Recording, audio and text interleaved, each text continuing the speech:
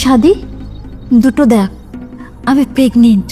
মানে তুমি কি করে এত দায়িত্বজ্ঞানহীন হতে পারলে?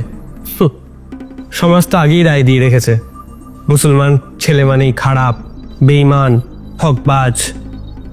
আজ আমি কিচ্ছু চাই না, শুধু তোমার ছোঁয়া চাই, তোমার ভালোবাসার ছোঁয়া। তবে তুমি কি চাইছো, আমি এটা নষ্ট করে ফেলি?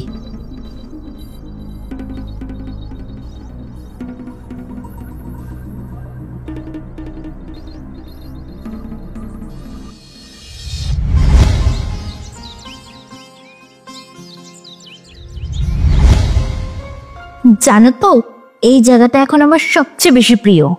কারণ এখানে আমি থাকি তাই। হ্যাঁ, এখানে আমরা দুজন নিজেদের মতন করে কিছু কথা বলতে পারি। বাইরের দুনিয়াটা যেন কিছু সময়ের জন্য থেমে যায়। ইস, সত্যি যদি থেমে যেত!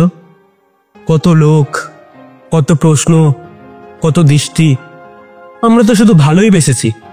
কিন্তু সমাজ কি ভালোবাসা দেখে? নাম, ধর্ম, জাত এসবের বেড়াজালে ওরা আমাদের দেখে না। আমি শুধু চাই তুমি আমার পাশে থাকো, তাহলেই আমি লড়তে পারবো।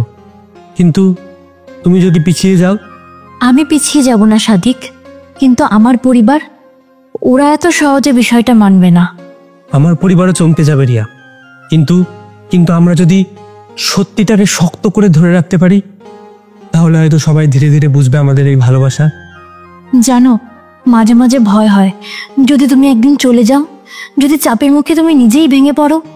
না রিয়া, তুমি শুধু আমার প্রেম না, তুমি আমার জীবন। আমি লড়বো আমাদের জন্য। তখন তো পুরো দুনিয়া আমাদের বিরুদ্ধে থাকবে। তাহলে আমরা হব সেই গল্পের নায়ক নায়িকা, যারা গোটা দুনিয়ার বিরুদ্ধে গিয়ে ভালোবাসাকে জিতিয়ে নিয়ে আসে। আমরা যদি একসাথে থাকি, তাহলে সব পারবো। তুমি কথা দাও রিয়া, তুমি আমাকে ছেড়ে যাবে না, কথা দাও। আমি কথা দিচ্ছি সাদিক, আমি কখনো তোমায় ছেড়ে যাব না।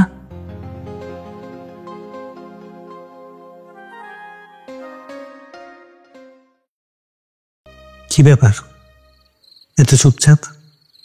তুমি কি আমার হৃদয়ের শব্দ শুনতে পাচ্ছ? পাচ্ছি তো, খুব গভীর, খুব আস্তে আমার নাম বলছে। আমি তোমার গায়ের গন্ধে পাচ্ছি রিয়া, যেন তোমার শরীর নয়, তোমার আত্মা যেন জড়িয়ে থাকে আমায়।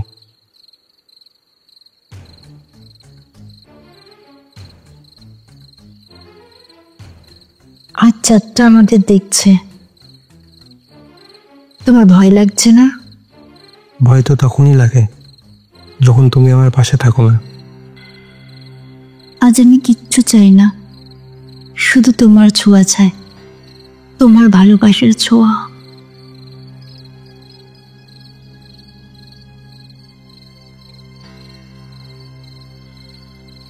জানো রিয়া, তোমার গায়ের উষ্ণতা আমায় পাগল করে দেয়।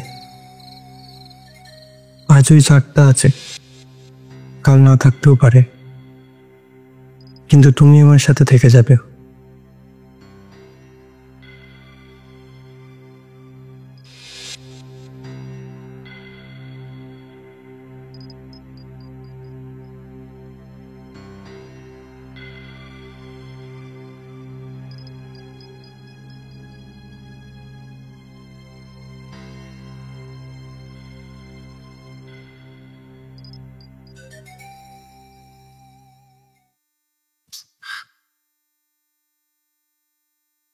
শাদি দুটো দেখ, আমি প্রেগনেন্ট। মানে তুমি কি করে এত দায়িত্বজ্ঞানহীন হতে পারলে? আর এখন একটা প্রেগনেন্সি কিড নিয়ে এসে নাটক করছো? নাটক? এটা নাটক নয়, এটা আমাদেরই বাচ্চা। বাচ্চা?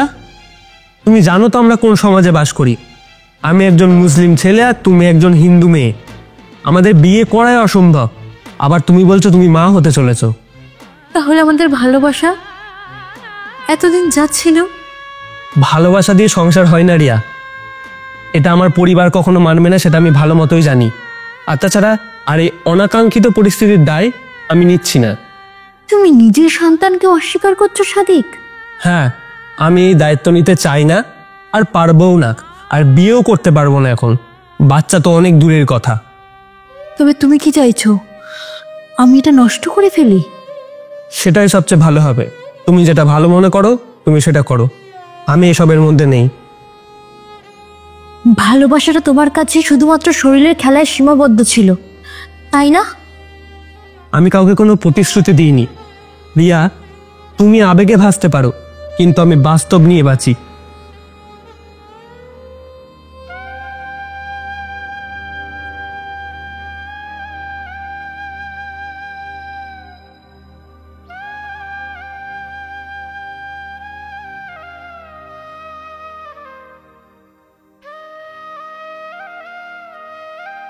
আর কত কাঁদবি রিয়া? আমি বুঝতে পারিনি দাদা সাজিদ এভাবে পালিয়ে যাবে। ও বলল এই সন্তান নাকি আমি রাখতে পারবো না। কি সাহস! এতদিন প্রেম করে আজ মুখ ফিরিয়ে নিল। ও শুধু বলল ওর পরিবার মানবে না। আমি বললাম আমি একাই সব সামনে নেব, তাও মানলো না। আরে ও ছেলে না, ও কাপুরুষ। প্রেম করতে যাবে কিন্তু দায়িত্ব নিতে পারে না। আমি তোকে অনেক বিশ্বাস করেছিলাম দাদা। শোন রিয়া, ওর নাম সাদিক হোক আর যাই হোক, মানুষ হিসাবে ওর একটুও মানসিকতা নেই। প্রেম বিশ্বাস এ সব কিছুকে নিয়ে ও খেলা করেছে। আমি তোর পাশে আছি রিয়া। তোর এই বাচ্চা বড় হবে তোর সাহসে, তোর ভালোবাসায়। বাবার নাম লাগবে না। আমি কি পারবো দাদা? পারবি, আর পারতে তোকে হবেই। আর এই ছোট লোক প্রেমিককে দেখিয়ে দিবি যে প্রেম মানে পালিয়ে যাওয়া নয়, প্রেম মানে দায়িত্ব।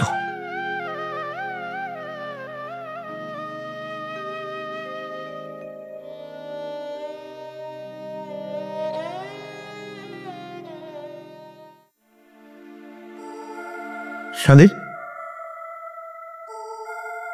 তোর মুখ দেখে মনে হচ্ছে তুই কিছু বলতে চাস। দেখ, আমি তোকে ভাই ভাবি।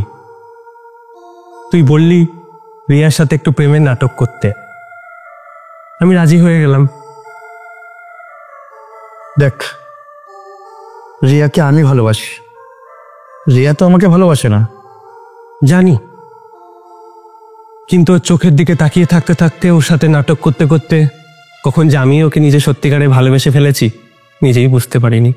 আমি সত্যি ওকে ভালোবাসি রে, সত্যি। আমি চেয়েছিলাম এই নাটক একদিন থামবে, তুই সামনে আসবি, ওকে বিয়ে করবি, কিন্তু আমি নিজেই যে আর এই অভিনয় চালিয়ে যেতে পারলাম না রে। আমি তো আর নাটক করিনি, আমি ওকে সত্যি ভালোবেসেছি, সত্যি। তাহলে তুই কি ওকে আবার ফিরে পেতে চাস? না, আমি জানি তুই রিয়াকে ভালোবাসিস। আমার এই ভালোবাসার জন্য যদি তোর আর আমার বন্ধুত্ব হারিয়ে যায়, তাহলে এই ভালোবাসার কোনো মানেই হয় না। তুই ওর পাশে দাঁড়া। কিন্তু তুই তো জানিস তুই ওর জীবনে শুধু গেছিলি নাটক করতে, এখন ও প্রেগনেন্ট, সমাজ তো তোকেই দোষ দেবে। সমাজ তো আগেই রায় দিয়ে রেখেছে, মুসলমান ছেলে মানেই খারাপ, বেঈমান, ঠকবাজ। ওরা বলবে ও প্রেম করে ফেলে রেখে গেছে। ওরা কেউ বলবে না বন্ধুর কথা রাখতে গিয়ে আমি নিজেকে শেষ করে ফেললাম। আমি চাই রিয়া ভালো থাকুক, তুই ওর পাশে দাঁড়া, তাহলে তো আর আমার ভালোবাসা ব্যর্থ হলো না। আর আমি শুধু একটা জিনিসই হারালাম, রিয়ার মন। আমি জানি তুই আমার ভাই, কিন্তু তুই আজ যেটা করলি আমি নিজে সাহস করে কোনোদিন করতে পারতাম না। ভালোবাসা সবাই করে, কিন্তু ছেড়ে যাওয়ার সাহস সবাই করতে পারে না। সাদিক, তুই জানিস এই গল্পে লোকে তোকে অনেক কথা বলবে। কেউ বলবে তুই ঠক, কেউ বলবে তুই বেঈমান, কিন্তু তুই আমার কাছে একজন সত্যিকারের মানুষ। তুই তুই চাইলে রিয়াকে চাইতেই পারতিস, কিন্তু তুই সেটা করিসনি। তুই বন্ধুত্ব হয়ে থেকে গেলি, আর এটাই হচ্ছে তোর সব থেকে বড় পরিচয়, সব থেকে বড় পরিচয়।